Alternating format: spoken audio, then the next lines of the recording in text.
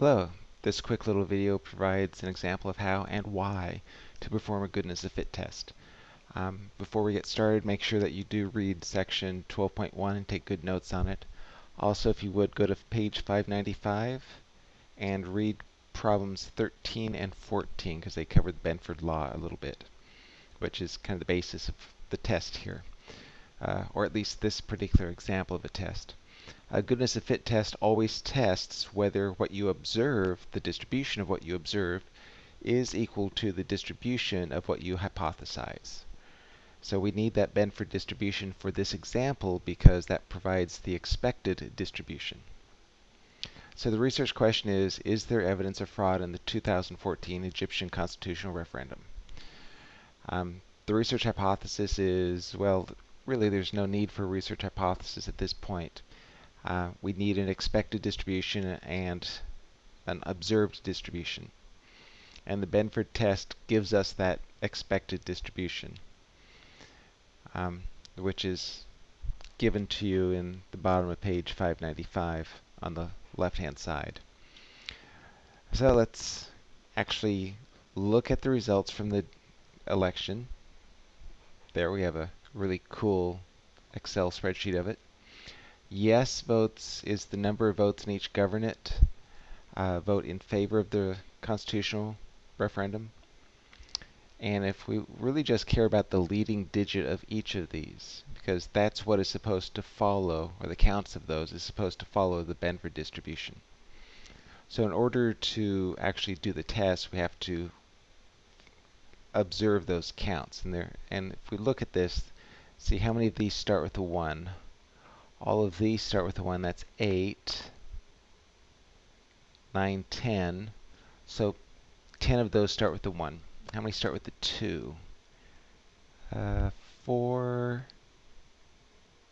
5. 5 start with the 2. How many start with the 3? Just those 2. And so on. We'll see that 4 start with the 4, 2 start with the 5, 2 start with the 6, 1 starts with the 7. It's this one right there. 1 starts with an 8, and none of them start with a 9. So that provides our observed distribution.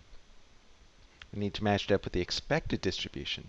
There are 27 governors, and we've got the distribution of the Benford distribution. So we're multiplying each of those probabilities by 27 to get the expected counts.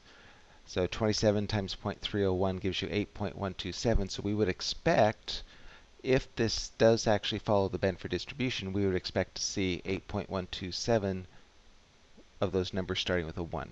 No, we see 10. It's not exactly the same, but is it that far off? And the answer is no, not really. We would expect to see 27 times 0.176 of those, which is 4.752, start with a 2. And we observe 5 of them, and that's pretty darn close. That's good. And starting with the 3, we'd expect to see 27 times 0.125, which is 3.375, and we actually observed 2, so that's pretty close. So let's get this into StatCrunch. Boom.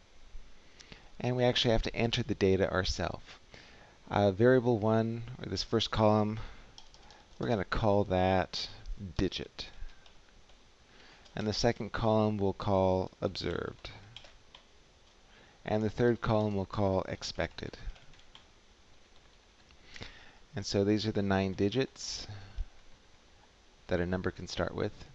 What we actually observed was 10, 5, 2, 4, 2, 2, 1, 1, 0.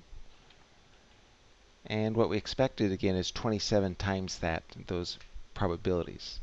8.127, 4.752, 3.357.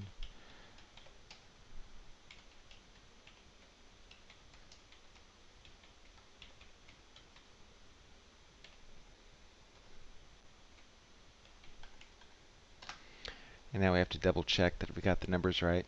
And these are coming from table 2 from the example.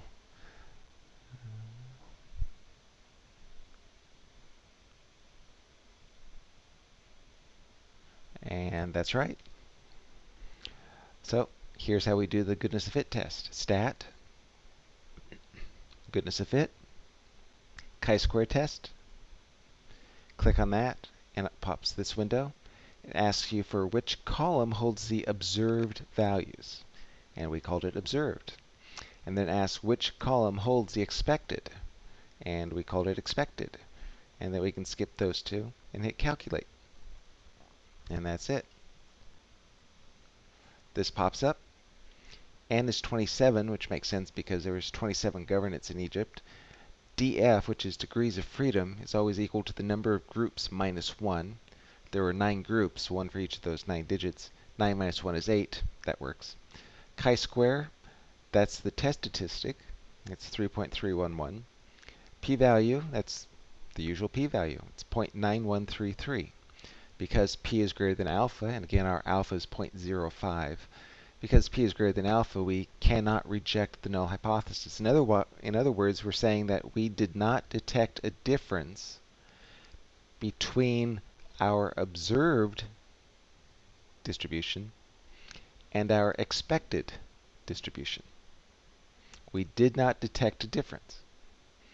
Notice I didn't say it followed the expected distribution. I just said we could not detect a difference. And since we couldn't detect a difference, we cannot conclude that there's fraud in the selection based on just this test. And there you go. Goodness of fit tests are used to compare observed distributions with expected distributions. That's all there is to this. Hopefully this was helpful. Thank you.